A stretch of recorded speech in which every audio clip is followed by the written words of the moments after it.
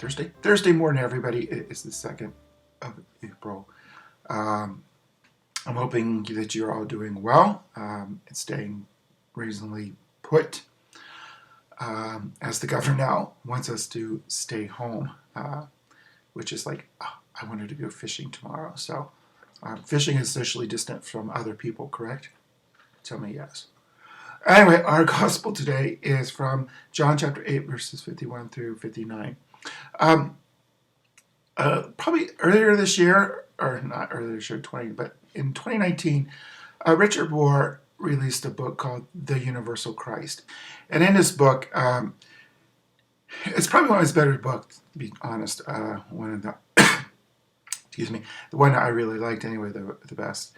But he reminds us that the person of Jesus Christ only existed within a span of time for those 30-some years. But the Christ, the Son of God, had been with God, of course, forever. And we believe that. And that's what I think Jesus hints at and he's pointing at here, that as the Son, God's Son has always been and always present and all part of the great plan.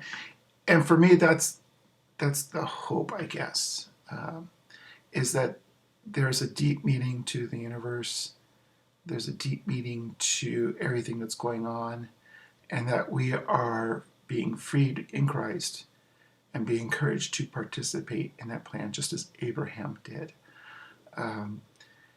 And does that plan explain away all the stuff like coronavirus? No, because it's a huge plan. As a geologist, I'm familiar with deep time, huge amounts of time. So when you're talking about 1 billion years of Earth history, what is a couple centuries but a blip, nothing.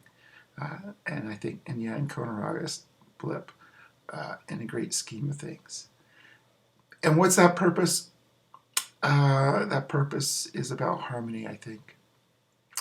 That's how I interpret it, because God is harmony, and we're created for this world for harmony, and we are created to exist in harmony. If anything, the virus to me points to our disharmony with nature and our disharmony with others. Some people are pointing out, well, this is God's punishment, or this is the diabolical work. I don't believe that.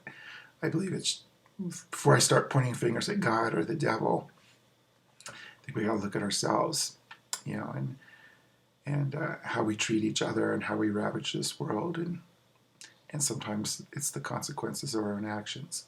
Okay, now take that with a grain of salt,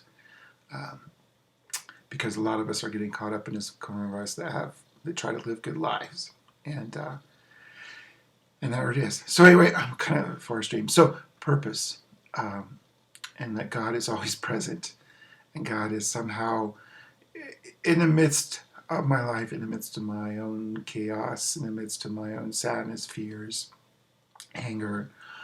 I'm part of the big plan. My work is to ask myself, okay, how am I participating in that great plan of harmony? Am I participating in that great plan of harmony?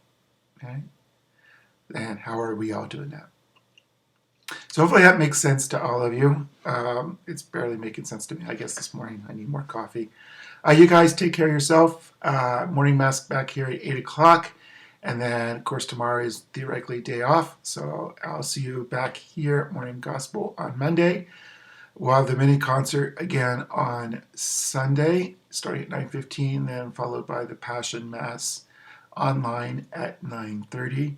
And just to let you also know, Bishop has mandated that we close the church buildings now. So now the churches aren't open for prayer or anything like that. So, or reconciliation on Saturdays. So it's a sadness. Okay. So you guys, let's be kind to one another.